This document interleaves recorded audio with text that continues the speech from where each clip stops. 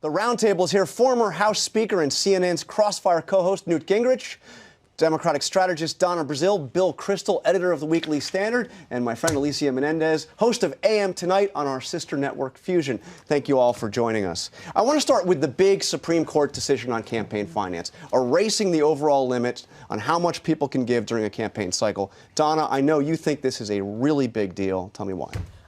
First of all, if you think money is speech and corporations are people and the wealthiest 1% are a persecuted minority in this country, then you'll love this. I guess you don't hold those views. No, I don't. I think it's a lousy decision for several reasons. One, the aggregate amount of money that wealthy individuals can give is now unlimited, pretty much. This allows people who basically can tell donors, and I'm sure the speaker can remember those days back in the past when people say, oh, I've maxed out. Well, now you don't have to max out. You can continue to give and give and give to as many candidates as you want. You still have an overall limit as to how much you can give, but the aggregate amount has changed. But, Mr. Speaker, the actual limits, as Donna points out, are there. I mean, is this really that big of a deal? I remember you used to say, I only had one billionaire supporting my campaign. Romney had a dozen. But what or 40. Or 40. Okay. A few dozen. I mean, how big a deal do you think it is? It's a very big deal, first of all, because it does mean people can now give to scores of campaigns. You're going to see a lot more financing. But it's part of a continuum. Started a long time ago when they said that speech included money, which was the original decision that you as a billionaire or a millionaire could go out and spend your own money. By the way, do you buy that? I mean, of course speech is money. I mean, every network loves the idea that speech is not money because then they dominate totally. The fact is the New York Times editorializes all day, every day, and doesn't count any of what it does as contribution. So speech matters. But what's happened is you've gone from that original decision to Citizens United, which said, in effect, that corporations could give and created super PACs. Now you've said they're unlimited. The next step is the one Justice Clarence Thomas cited. Candidates should be allowed to take unlimited amounts of money from anybody, and you would overnight equalize the middle class and the rich. The problem today is Bloomberg can spend an extraordinary amount of money buying the mayor of New York. So this is a middle-class play to allow people to give as much money without any limits? Well, no, all the donors I know hate this decision, of course, because they used to be a very good excuse to say to a candidate, ooh, I'm maxing out, I just can't help your campaign. It's good for the campaigns to get more money relative to the super PAC, so this decision will help in that respect. But I think it's constitutionally correct. I think what it brings home for me is the Supreme Court will be a big issue in 2016. We've all focused 5-4 decisions. Well, think of how many there've been, though. Obamacare, same-sex marriage, now this. There could be decisions on more Obamacare decisions coming, incidentally, I think, which could be interesting. So we were all focused on foreign policy and Obamacare and domestic issues. Supreme Court, the next president will shape the direction of the Supreme Court. And I think what the Speaker said is the issue. This is a continuum. And here you have the Supreme Court coming down and basically giving you a very narrow definition of corruption, which is quid pro quo, whereas all of the liberal justices are saying, let's take a broader look at corruption. Does having money in the system corrupt the actual system? And five of the justices say no. Yes, and then that opens the door to a variety of other cases that we're going to see about limits to individual candidates, about limits to political parties. And once you've opened that door, it becomes much harder to close.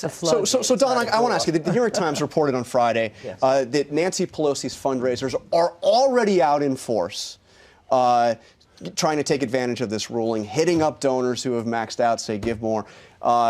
Isn't there some hypocrisy on the Democratic side of this? I mean, you guys are going to jump right into this. Look, I've always been for limitations with regard to campaign finance. And so, I mean, I'm sure there are Democrats who are going to take advantage of it, just like there are Republicans. If you look at the top 1,000 donors from 2012, over 650 were Republicans. So they're going to probably get more money out of this, but the Democrats are going to try to even the game, so to speak. Okay, now two of the most high-profile big donors are going big this week, we have learned, with a multi-million-dollar ad campaign hitting vulnerable Democrats in the Senate. Here is an exclusive look, first look, at a new ad by a group funded by Charles and David Koch. The hypocrisy is shocking. Udall got campaign cash, health insurance companies got billions of taxpayer dollars, and Colorado families are paying the price. Now Udall says, I would do it again. Yes, I would do it again. So if there was any doubt, this erases it. The big issue still, the number one issue, dominant issue for Republicans this campaign is going to be Obamacare. But, Bill, I've got to ask you, I mean, you got to give the president a little bit of credit here, right? 7.1 million signups after that disastrous start. They hit their number. They went past their number. The Rand Corporation says about 800,000 of those people were previously uninsured. 800,000 out of 7 million. The huge bulk of them previously insured. So, big deal. He moved people from insurance plans they liked to forces them into the exchanges. It's like saying you got to give the Soviet Union a lot of credit. 200 million people bought bread in their grocery stores. If it's the only place you can buy health insurance, they're going to get people to buy health insurance there. The debate is not over. The president tried to say this week, oh, the debate's over. No way. The Obamacare debate is real. But, you know, on that ad, which I like, actually, that's a response to the ads attacking the Kochs, obviously. But it's also an attempt to tell Republicans, don't let them tie you into the insurance companies. That's been the best Democratic talking point in response to the failure of Obamacare is the Republicans want to go back to the old system, pre-Obamacare. And there I think they need to have an alternative to answer that. And the Republicans are in the pocket of the insurance companies. Those ads say, no, the Democrats actually, the Obama administration worked with the insurance companies to write this bill. Let's imagine an alternative reality where he had not pulled that rabbit out of that hat and crossed that 7 million threshold. We would all be sitting here talking about how this was a big disaster and it was a failure. So, of course, he's going to spike the ball on this. He has to. I think it's more interesting that you have congressional Democrats not doing the same, wanting to see, A, how many of these people were not previously insured, wanting to see how many of them actually come through and pay their premiums, especially because we've focused on this number when what really matters is what this risk pool looks like. How many young and what's your healthy... sense? How many young people are I think you're going to get... told us yet. We do not know the numbers, but from the data that we do know, it will be close to 30%, which is sort of on par with where Romney Care was when it came to these young, healthy people that you need in the risk pool in order to balance out those who need care, bring the rates down for 2015. Okay, let's move now, abrupt turn to Afghanistan, where historic day, voters are making a critical decision this weekend. Who will replace President Hamid Karzai? ABC's Mohammed Leela is tracking the latest from Kabul. Mohammed? Good morning, John, and a historic moment here in Afghanistan. Now, there were fears of violence, especially after 2 Western female journalists were attacked just the day before the election. But in the end, this was a huge defeat for the Taliban because, quite simply, despite their threats, they couldn't stop this election from going forward.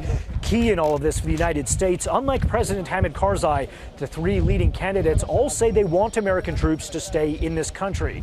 Just a short time ago, we spoke with Ashraf Ghani, who many say is the front runner. Would American troops be welcome in Afghanistan? They will. The overwhelming number of them are going to be helping train and equip Afghans. And right now, the vote counting is underway, a process that could take weeks. So it could be quite some time before we finally find out who the next Afghan president is. John. Thanks, Mohammed. Now to the other big foreign policy story this week. Secretary of State John Kerry's sharp dial back on the Mideast peace process. Check him out with Martha Raddatz here 3 months ago versus what he is saying now. Hopefully, the leaders will seize this moment and at least move the balls forward somewhat. There are limits to the amount of time and effort that the United States can spend if the parties themselves are unwilling to take constructive steps in order to be able to move forward. It sounds like he's basically declaring defeat. You know, this is one of the goofiest things historians will someday record.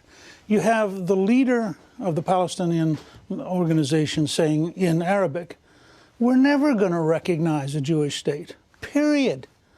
Now, you couldn't have it clearer. There is no peace process. There has not been a peace process ever. The core movement is committed to the destruction of Israel. Hamas is committed to the destruction of Israel. And yet Western diplomats have this passion, this endless need, this masochism. Please, and it's bipartisan. Please let me come over. I seem to recall quite an effort even under both As I just Bushes. said, yeah, it's a bipartisan State Department-led fanaticism with allowing people to beat on you so you can come back and say what you just saw, which is, if this was a comedy show, Kerry would win an award for a comedic performance. Just put those two things back to back. This is the big moment. We're here forever. 3 months in history. 3 months later, well, we have limited patience. Well, the Middle East has unlimited patience, and that means people with limited patience lose. So, Donna, was there a little bit of a White House pullback on this? I mean, we looked at this. John Kerry has been on the road 169 days as Secretary of State. Right. 54 of those days have been in the Middle East. Well, because I think the White House, like previous White House, their administrations, they're trying to achieve a goal that is, you know, the Speaker just said, it's very difficult, very tough. If you have one side that will not give up its demands. Although Israel has given up land, they've released prisoners. Mr. Abbas, he's like, no, I'll go to these international organizations. I'll get recognized. The only way that there will be a two-state solution is if the Palestinians come to the table and deal with the Israelis. And if they won't do that, then it's tough to get a two-state solution. But I applaud the administration, and I applaud Secretary Kerry for trying. And quickly, Bill, this is the end of the peace process. I mean, it's like a zombie. It just keeps coming back because American administrations like the idea. They're obsessed with the notion that if only the Israelis and Palestinians would work out their problems on a few square miles of the West Bank, where incidentally nothing much is happening, where it's totally quiet, that then they don't have to focus on where 150,000 people are getting killed, like in Syria, where Assad is still in power.